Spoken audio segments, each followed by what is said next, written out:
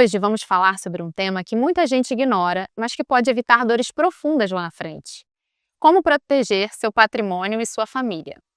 Vamos falar de testamento, doações, inventário e também trazer informações atualizadas sobre a reforma tributária e decisões recentes do STF que mudam as regras sobre herança e imóveis. A Renata e a Luciana vão mostrar como o direito pode ser uma ferramenta de cuidado e de economia para quem quer se planejar com inteligência. Hoje assim, eh, o tema, né, que a gente vai discutir agora, né, nesse episódio aqui do Direito Conectado, é planejamento sucessório, né. Esse é um tema que está aí muito em voga, mas ao mesmo tempo que ele está em voga, tem muitas famílias que pensam que isso não se aplica para o caso delas. Não, não vou planejamento sucessório é só para quem é bilionário, para quem é muito rico, quem tem patrimônio de milhões e milhões e milhões. Né, mas não é assim, tá. Planejamento sucessório, ele se aplica para qualquer família, tá. Eh, o que é o planejamento sucessório exatamente, né, eu acho que é importante a gente começar por aí. O planejamento sucessório é um conjunto, né, de medidas, ele é um trabalho multidisciplinar que envolve várias áreas do direito, que se interconectam, né, na definição de uma melhor estratégia para proteger o patrimônio, né, daquela família, tá. Essa estratégia envolve áreas como previdenciário, direito tributário, direito de família e obviamente sucessões, né, que a gente está falando de planejamento sucessório, envolve efetivamente sucessões.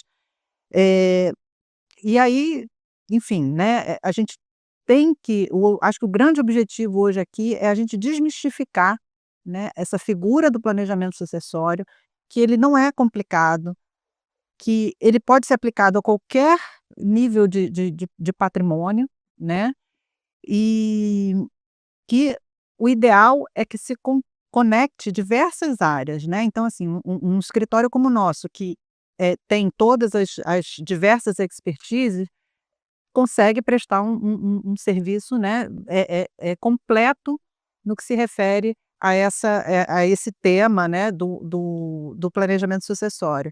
E aí eu acho que é importante a gente, de alguma forma, retomar um pouco, né, começar um pouco do que a gente falou em algum episódio aqui atrás, né, que é falar sobre a questão da sucessão especificamente, né, e por que que é importante, Renata, assim, por que que você qual a sua visão, assim, em relação à questão do planejamento sucessório e como ele envolve aí as áreas, né, mais de seu expertise como, família, sucessões? O planejamento sucessório, ele se divide em duas questões, o patrimonial e o familiar, né. O planejamento, ele nada mais é do que a organização desses bens, das informações dessa pessoa que escolheu fazer o planejamento, para que tudo fique resolvido antes do seu falecimento. Né, ele está pensando já em organizar a vida dele, para que quando ele falecer a família não tenha, dor de cabeça. E o planejamento, sucessório, ele visa, facilitar o trâmite, do que vai acontecer depois que essa pessoa morrer. Então assim, tem várias modalidades de planejamento. Eu costumo dizer que o planejamento patrimonial, ele é um jogo, e que você não pode apostar só em uma ficha. Então assim, você não pode apostar o seu patrimônio só em uma ficha, só em um investimento, só em uma holding, só, né, você tem que analisar todos os cenários para que você faça o melhor planejamento para que atenda a sua família. As pessoas imaginam isso, pensam que o planejamento sucessório é só para quem tem dinheiro, pela questão de que, como você tem muitas opções, e as pessoas falam muito de holding, né, que está assim, muito em alta, e as pessoas acham: "Ah, porque para ter uma holding eu preciso ter vários bens, então eu não posso fazer um planejamento". A holding é apenas um instrumento, uma modalidade de planejamento sucessório, né. Então assim, a gente tem, no planejamento patrimonial sucessório, várias modalidades, vários instrumentos que atendem até aquela pessoa que tem uma casinha que tem um investimento, tem uma poupança, para aquela pessoa que tem vários bens, né. Eu acho que a questão de análise, né, do que a pessoa tem, e isso é muito individualizado, você não pode copiar o planejamento de uma outra pessoa, você precisa analisar o seu caso, e isso você precisa de um especialista, né, porque o o planejamento sucessório, ele envolve várias áreas, é o advogado, é o contador, é o Tributarista, né, assim, tributarista, exatamente. Então, assim, abrange várias áreas, você precisa analisar de perto o seu patrimônio, né. E: "Ah, eu só tenho uma casa", é um é. patrimônio, É né. porque, assim, hoje, tá muito em voga, né, todo mundo fala planejamento sucessório, como a Renata colocou aqui, né, em holding, né, todo mundo fala: "Ah, não, vou fazer uma holding, vou fazer uma holding", né, e muitas vezes a gente atende clientes no escritório que chegam para a gente: "Não, eu quero fazer uma holding". Às vezes até a pessoa tem vários bens, vários imóveis e tudo, e aí, em tese, a holding poderia ser uma coisa interessante, né, virou o senso comum, virou a moda, né, virou o assunto, né, do momento quando a gente está falando de proteção, patrimonial. Só que muitas vezes a holding não é a solução adequada para aquele caso, né, e a pessoa também, eu acho que uma questão que é importante a gente falar, é que muitas vezes a pessoa vai com foco pensa em planejamento sucessório com foco exclusivamente na questão da economia tributária, tá. Mas não é só isso, porque existem diversos exemplos, tá, de casos em que você só focou na questão tributária, e aí, sei lá, você fez uma holding, fez tudo, mas não cuidou da parte sucessória, e aí os problemas começaram a surgir depois do falecimento, enfim. O foco não pode ser só tributário, né, ele é uma área, né, uma solução, digamos assim, que ela é essencialmente multidisciplinar. Você não pode pegar só uma parte e achar que está resolvendo. Você não pode só pegar o testamento também, por exemplo, isolando a solução, por exemplo, no direito sucessório. Você não pode achar que o testamento já resolveu tudo, que a gente sabe que não resolve, né, assim como a holding e assim como outras soluções, né, assim.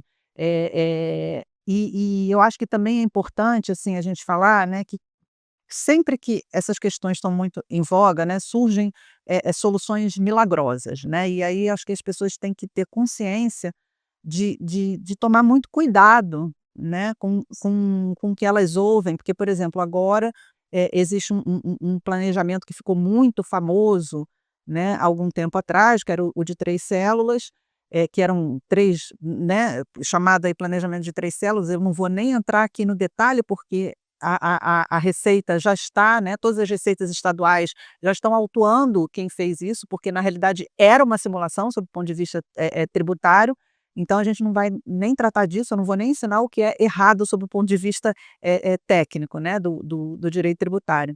Eh, mas é isso, as pessoas aparecem, né, com soluções milagrosas e a coisa às vezes é mais simples, tá. As coisas às vezes é muito mais simples. E por isso é muito importante essa análise caso a caso, Sim. né. Aí, a partir dessa análise, a gente vai decidir qual é o instrumento que é melhor para aquela pessoa, né. E aí a gente pode aqui falar dos principais instrumentos do planejamento sucessório, né. Sim. A gente tem o tão conhecido testamento, que as pessoas, têm facilidade em fazer, mas tem muita dúvida também como funciona o testamento. E tem também essa crença de que achar que deixou um testamento resolveu tudo. Não, não é. O testamento, ele ajuda muito. É importante falar que existem várias formas de planejamento patrimonial, né. Nós temos vários instrumentos que você pode, através da análise dos bens daquela pessoa, oferecer aquela solução, né. Nós temos o testamento, temos a doação, a holding, previdência privada. A gente pode agora falar um pouco de cada um desses instrumentos, e eu vou começar falando do testamento. As pessoas conhecem muito o testamento e acham também que o testamento é a solução para todos os problemas. Em parte é, porque a pessoa pode dispor ali da sua última vontade e aquilo vai ser respeitado, sim, né, desde que siga os requisitos de que do que te que são necessários para fazer o testamento. A pessoa quando escolhe fazer um testamento, e aí por isso que é importante um especialista, porque, no testamento você deixa ali tudo o que você quer que aconteça após a sua morte. Então você deixa, quem vai ficar com seus bens, quem vai cuidar dos seus cachorros. Se você tem filho, você pode nomear um tutor ali para que cuide dos seus filhos, para que cuide dos seus bens. Mas é importante deixar claro para essa pessoa que vai ser respeitada a sua última vontade, desde que cumpra os requisitos do testamento. No testamento, você só pode dispor ali de 50% dos seus bens. Você não pode simplesmente, distribuir os seus bens no testamento. Você tem que respeitar 100%. Não, você tem que respeitar a legítima. A legítima é 50% dos bens que são 50% dos bens que devem ser preservados para os herdeiros necessários. Então, por exemplo, assim, para tentar, deixar claro, vamos supor que eu tenho patrimônio de R$ 100.000, né, eu só vou poder dispor de 50.000, para 50.000, de 50.000, né, tá. que é para você deixar em testamento para quem você quiser, né. Tá. Ah, mas Renata, eu tenho 2 filhos, eu já queria deixar em testamento que, cada um vai ter direito. Eu posso fazer isso? Pode. Contanto que com esse patrimônio que você tem 100.000, você deixe 50.000 para cada um. Agora, eu tenho um filho, isso já aconteceu, né, eu já atendi uma cliente nesse sentido, ela tinha um filho que era sumido, que ele não ligava para os pais, e ela tinha uma filha que cuidava deles, e ela falou para mim, ela falou: "Renata, eu não quero deixar a casa para esse meu filho. Eu quero deixar tudo para minha filha". Eu falei: "Você não pode fazer isso, você pode deixar 50% para sua filha, que é a parte disponível que você pode dispor no testamento, e os outros 50% eles serão divididos entre a sua filha e o seu filho". "Ah, mas isso é uma injustiça". É, né, nem tudo que é justo, né. E aí, no testamento você pode dispor, né, de 50%. Você pode até dispor de 50% dos seus bens para dar para qualquer pessoa que você queira. Se você tiver herdeiros necessários, você preserva a legítima. Se você não tiver herdeiros necessários, você pode dispor do resto 100%. 100%. Uma coisa que eu acho interessante a gente, comentar, Renata, que se aplica muito, eu acho que ao testamento, né, é a essa decisão recente do STJ, né, sobre o patrimônio vinculado, por exemplo, às redes sociais, né. Hoje você tem muitas pessoas que têm, perfis, né, que efetivamente são perfis que monetizam, né, que a pessoa tem o dinheiro ali, o mesmo que não seja o perfil que monetize, tá. Por exemplo, eu tenho o meu perfil ali, que eu tenho as minhas fotos, as minhas coisas, a quem pertence aquilo, né. Eu acho que esse é um ponto que é até interessante, por exemplo, seria um assunto que, na minha visão aqui, seria, bastante interessante incluir, por exemplo, num testamento. "Ah, não, eu quero que isto aconteça com o meu perfil, eu quero que acabe com o meu perfil, eu quero que feche", enfim. E você sabe que antes dessa nova, decisão, antes quando os herdeiros pediam acesso a essas contas, né, de Instagram, Facebook, esses acessos eram negados. Por quê? Porque a pessoa não deixou claro que ela queria que os irmãos ou os pais, os parentes tivessem acesso a esse conteúdo, entendeu? Você tem um sigilo ali, ou seja, pessoal, né. Uma coisa, e aí já tivemos decisões de juízes negando isso, né, eu acho que por isso que eles fizeram essa Essa decisão, mas aí quando porque a decisão da STJ, me corrija se eu estiver errada do que eu entendi, né, que na ausência de uma determinação, vai ser designado um perito judicial para avaliar ali o que efetivamente tem valor patrimonial, do que é de cunho pessoal e que não vai poder ser passado para terceiros, não é isso? mas antes nem isso, antes não podia ter acesso mesmo, né, a conta era Desativada, né? Era desativado, né, Mas aí você agora com um testamento, eu já posso me antecipar e dizer assim: "Olha, eu quero que", enfim. inclusive informar senhas, Exatamente. né. Tá. O testamento é um instrumento muito importante, né. Existe o testamento vital, é que a pessoa pode dispor ali, sobre coisas que ela quer que aconteça caso ela fique doente, caso ela fique impossibilitada de responder. Então, assim, ela tem um histórico de Alzheimer na família, sabe que ela é propensa a ter Alzheimer, então ela pode deixar um testamento falando: "Olha, eu quero esse tratamento, eu não quero esse tratamento, eu quero que a pessoa tal cuide disso, disso, disso". É muito legal. Então, assim, acho que é interessante a gente fixar muito isso. Planejamento sucessório não é só sobre dinheiro, né? Assim, ele é sobre diversos assuntos, né? A gente está aqui agora tratando de um específico, que são questões muito, muito pessoais. E que um instrumento que existe dentro do direito sucessório pode te proteger, pode te dar uma segurança, e evitar problemas futuros até para o teu ente, né? Para o teu herdeiro, né? Para o teu parente ali. Porque às vezes você fica até com um problema na mão, né, o que que a gente vai, eh, como é que a gente vai resolver isso? É. E aí, a gente falou de testamento, existe também o instrumento da doação. As pessoas têm muita dúvida sobre a doação, por quê? Eh, Seguindo a mesma linha do testamento, se você tem herdeiros, né, se você tem mais de um filho, você simplesmente não pode pegar todos os seus bens e doar para um determinado filho, né. Então você também tem que respeitar a proporção de cada um, né, a proporção de herança de cada um.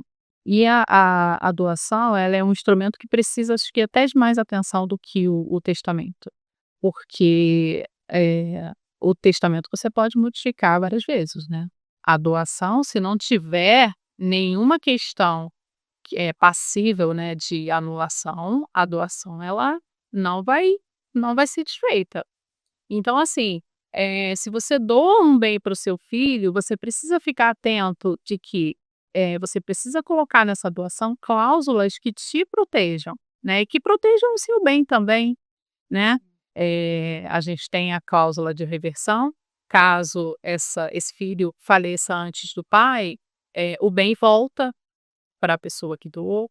A gente tem a cláusula de inalienabilidade. Eu não vou conseguir falar esse não. Não já. Eu não vou falar essa cláusula. Como é que é o nome da outra, hein? A gente tem a cláusula da incomunicabilidade, é que se essa pessoa casar e separar, essa pessoa que recebeu o bem, casar e separar, esse bem não entra na divisão, né, na partilha de bens. Então, assim, precisa ficar atento a essas cláusulas para que proteja o bem. E aí eu acho que a cláusula mais importante que deve constar na doação é a cláusula de usufruto. Por quê? Eh, Ele vai doar para o filho, mas ele ainda vai continuar tendo o direito de residir naquele imóvel até a sua partida, né. Isso então impede que o filho venda aquele imóvel, que faça qualquer tipo de transação que ele, e não consiga reverter no caso. E falando especificamente, né, de doação, é importante que as pessoas saibam que você fazer uma doação, você tem a contrapartida do imposto, né, que você tem que pagar o ITCMD, que a gente já falou alguns episódios atrás, ele também ele aplica, né, o D ali no finalzinho é doação, né, é o D de doação. E você também vai ter que pagar o imposto, mesmo que você esteja doando em vida aquele bem, você já vai pagar o imposto, né. E a depender da estrutura, você pode até pagar o imposto 2 vezes, né. Enfim, isso tudo tem que ser muito bem analisado, muito, estudado, né, caso a caso, para ver, isso. O que é importante também falar, a Renata, quando comentou de doação, ela, lógico, ela falou do exemplo mais comum, né, que é você doar um imóvel e ficar com o usufruto daquele imóvel. Muitas pessoas fazem isso achando, "Não, vou antecipar para não dar problema, né, da pessoa não ter o imposto no momento do falecimento, tudo", né. Mas ele também, a doação, você também pode fazer doação de dinheiro efetivamente, né, e até nesses casos também tem imposto, né, até nesses casos também tem imposto. Acho que é importante, porque, já atendi clientes, né, que falaram assim: "Poxa, mas eu só estou doando dinheiro, como é que eu vou fazer?". E aí a gente falou: "Não, não tem jeito, né, você vai ter que pagar o imposto sobre esse valor". Tem uns limites de isenção previstos na lei, e aí esse limite vai variar, né, de caso para caso, de estado para estado, né, na realidade. mas vai ter que pagar imposto, não tem onde escorrer. No testamento você não paga imposto, né? Você paga a escritura do testamento, mas é bom deixar claro que o testamento não isenta do inventário, né? Você, quando do falecimento do doente, você tem que abrir esse testamento de forma judicial para o juiz, né, homologar aquele testamento e aí partir para o inventário. Não é igual na novela, Não né? é igual na novela. Pessoa com uma caixa bonita, assim. Você chama todos os herdeiros na mesa e vai entregando, né? Você vai ficar com a joia tal, você vai ficar. Não é assim. Poderia ser, né? Mas Seria Não era fácil, seria fazer o texto, o inventário.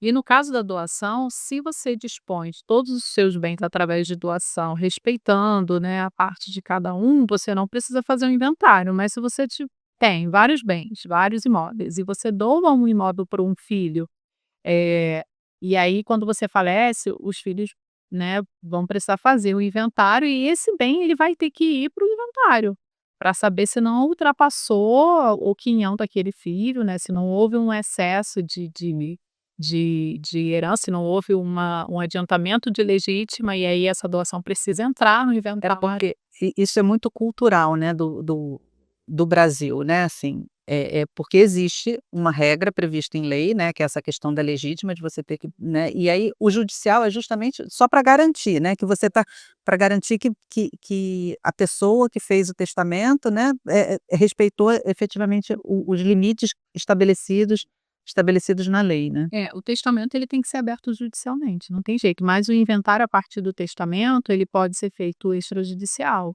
Já na abertura do testamento, você pede ao juiz uma autorização para que aquele inventário ele seja feito de forma extrajudicial. Entendi. E aí facilita muito, né? Porque assim, isso já está tudo disposto no testamento, é só passar para o inventário, não tem por que não ser judicial.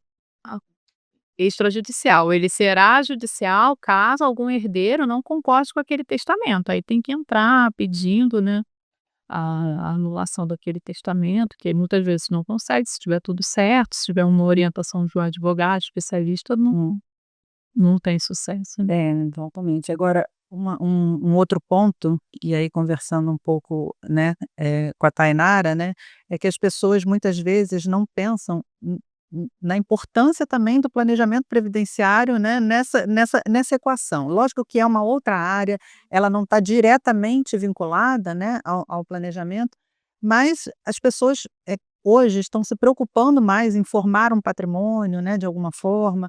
E aí como é que você acha que a gente pode, assim, qual a importância que você vê, Tainara, assim, que o planejamento previdenciário eventualmente possa até ajudar nessa equação aqui? O planejamento previdenciário é um instrumento que a gente utiliza para extrair o melhor benefício do sistema, né? Tanto do INSS como para os regimes próprios de previdência social. Tanto no que se refere à aposentadoria, pensão por morte, enfim. Nesse caso específico do planejamento sucessório, quando a gente está falando já de valores que serão recebidos após a morte, né, de algum familiar, a pensão por morte, ela pode ser trabalhada também como um planejamento mesmo. Você pode tentar programar o valor dessa pensão, se você é um empresário, se você é um profissional autônomo que tem uma maior flexibilidade de escolher o valor da sua contribuição de acordo com a renda que você ofere naquele mês. E um ponto importante de se observar é que, após a reforma da Previdência de 2019, a acumulação de benefícios ela foi um pouco limitada. O que isso significa? Não há vedação legal de você acumular aposentadoria do INSS, por exemplo, se você trabalhou na iniciativa privada, com uma aposentadoria de um cargo público, se você prestou um concurso e trabalhou, né, tanto no serviço público quanto para o INSS, por exemplo, um professor. O professor pode fazer um concurso, passar, dar aula no município, no estado, e também trabalhar em colégios particulares. Ele vai contribuir para os dois regimes e vai ter 2 aposentadorias. Se ele é casado e a esposa falece, ele tem direito a receber uma pensão por morte. Só que, antigamente, você acumulava esses 3 benefícios de forma total. Todos eles você recebia integralmente. A partir de 2019, quando tem uma acumulação de pensão por morte de cônjuge ou companheiro, você tem que escolher um dos benefícios, normalmente é o de maior valor, para você receber na totalidade, e todos os demais vão sofrer uma redução, de acordo com o que a lei traz lá, o escalonamento das faixas de valores do benefício.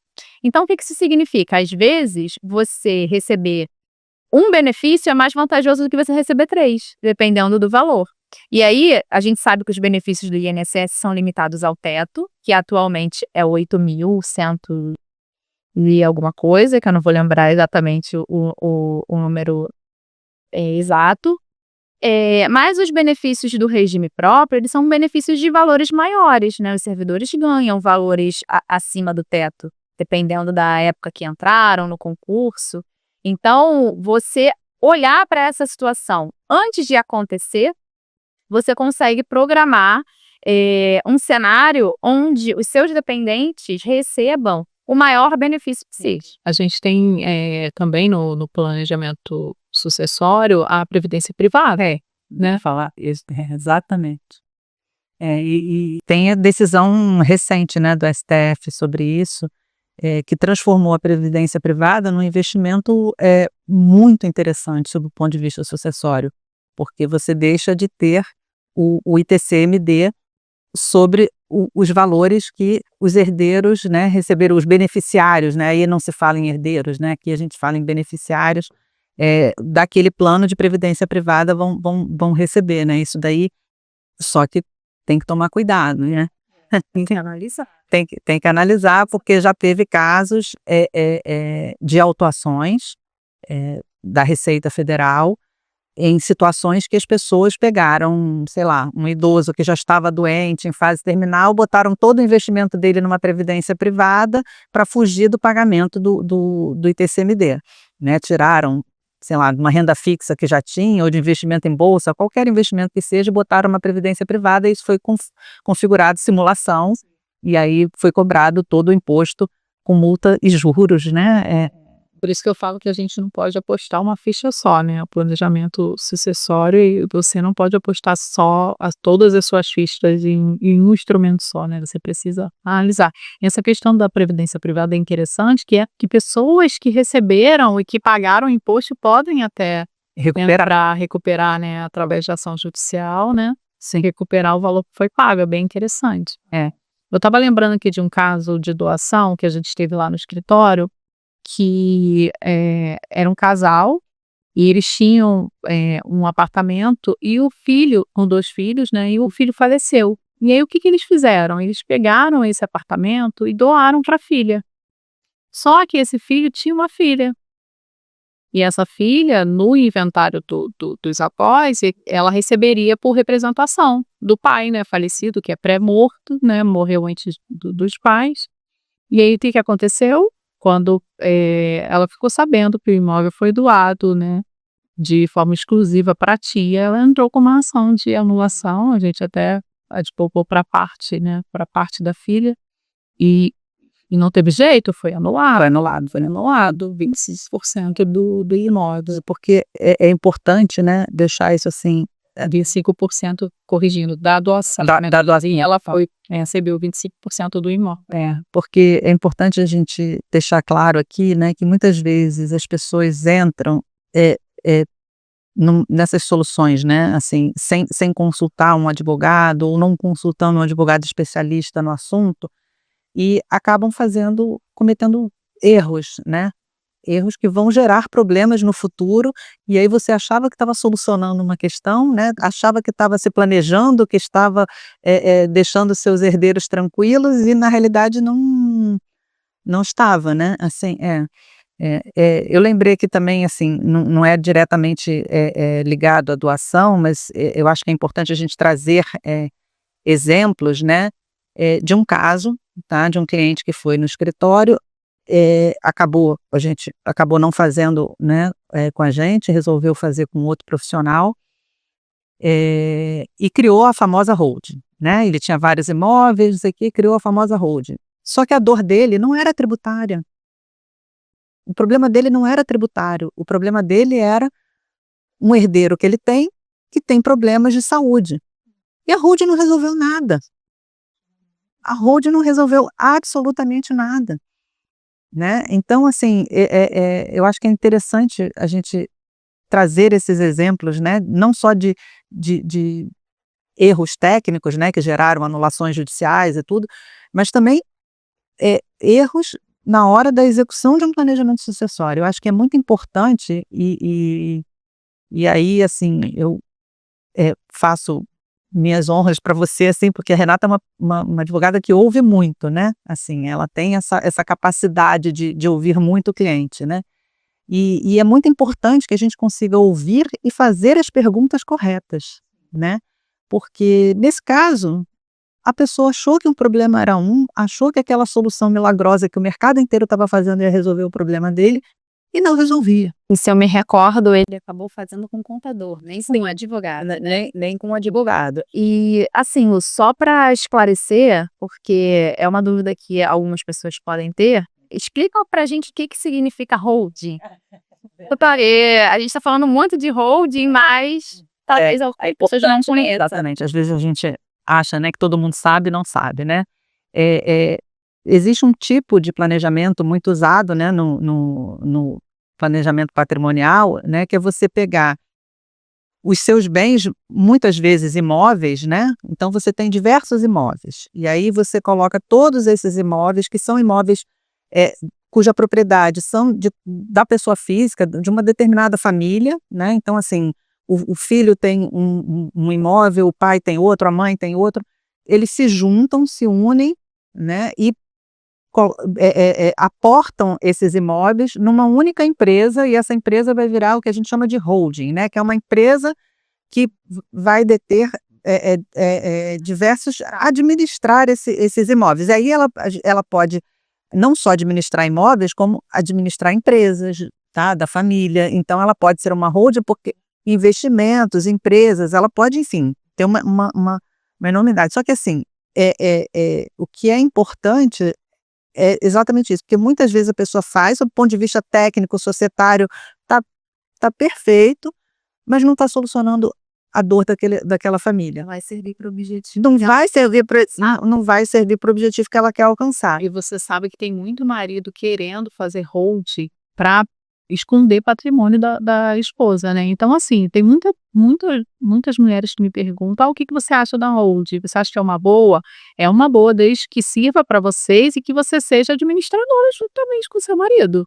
Que aí você vai estar por dentro de tudo que ele esteja fazendo nessa hold. A holding, ela pode servir a dois propósitos, tá? O primeiro e mais comum que as pessoas acabam procurando, tá? Quando você tem diversos imóveis, você trabalha, a tua renda, na realidade, advém desses imóveis, rendas de aluguel, tá? Que na pessoa física são tributadas a 27,5%, tá? Se você aporta esses imóveis nessa holding, né? Então você transfere a propriedade desse imóvel para essa holding, e aí essa holding passa a receber esses rendimentos de aluguel. Quando essa holding distribui os dividendos, né, para as pessoas físicas, esse dividendo é isento de imposto, né? Ou vai ser até um determinado limite, né? Se a reforma do imposto de renda for efetivamente aprovada, como tudo indica que sim, né? A gente vai ter algumas limitações a isso, tá? Se você não pagar, se não tiver uma alíquota efetiva total do seu imposto de no mínimo 10%, né? Você vai ter que pagar a diferença até completar esse limite mínimo, né? Mas a reforma ainda está.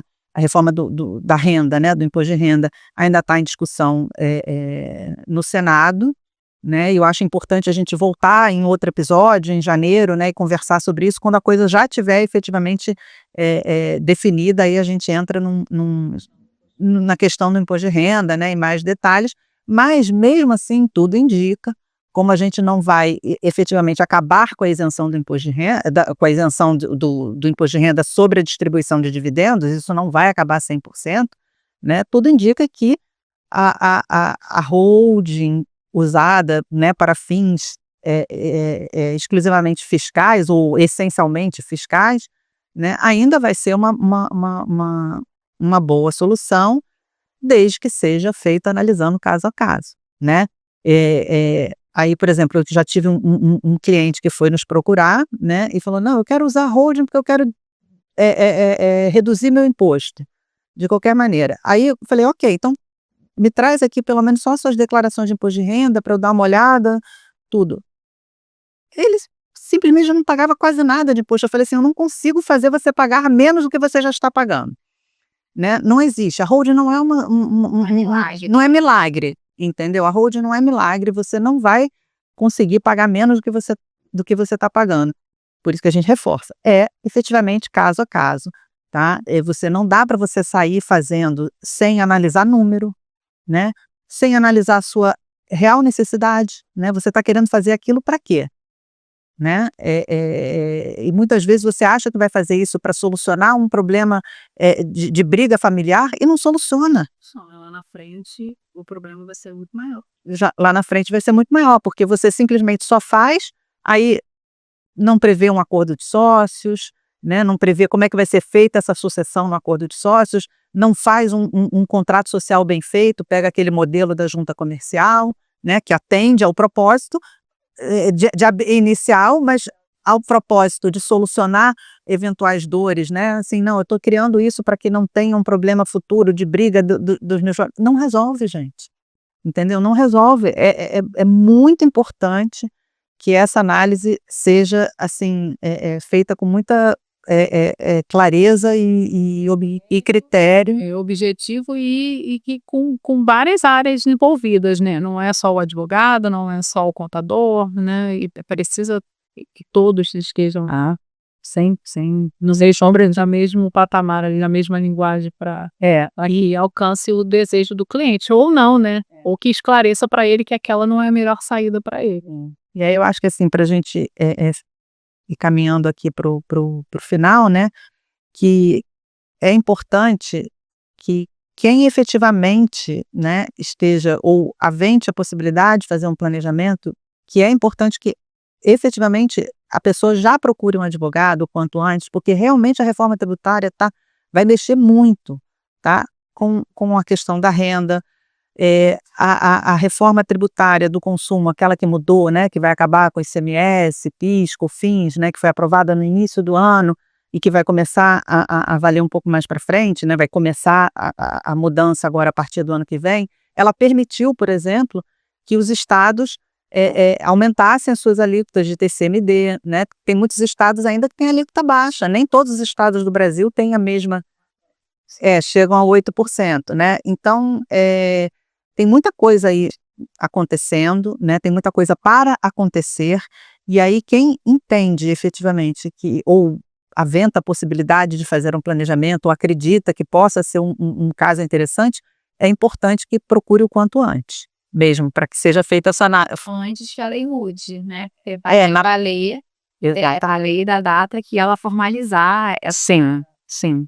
E as pessoas precisam tirar também essa estigma que você planeja só lá, porque eu vou morrer, eu estou prevendo a minha morte. As pessoas acham que é um mau agouro, né? Que tá chamando a morte ou algo do tipo. Pensando nos meus bens, eu nem morri ainda, e não é nada disso, entendeu? Eu sempre falo que o planejamento sucessório é um ato de amor, assim, sabe? De você pensar na pessoa que vai ficar, né? Então, assim, você já deixar tudo organizado para os seus filhos, para sua esposa. Se você tiver pais vivos ainda, entendeu? Eu acho que você deixa tudo organizado e sabendo que eles terão tranquilidade naquele momento de luto, né? Porque você não tem muito tempo para curtir o luto, não. Você tem que ver logo o inventário, você já tem que resolver logo as documentações, não tem jeito, né? Pensar na morte nunca é fácil, mas pior é deixar a dor da perda acompanhada de confusão, litígio e insegurança. Planejar juridicamente é um ato de cuidado, de amor e de responsabilidade. Aqui no ABFF, nossa missão é justamente essa: cuidar com estratégia, acolhimento e clareza. Se esse episódio te tocou, Compartilhe com alguém que precisa ouvir essa conversa. Te esperamos no próximo episódio do Direito Conectado.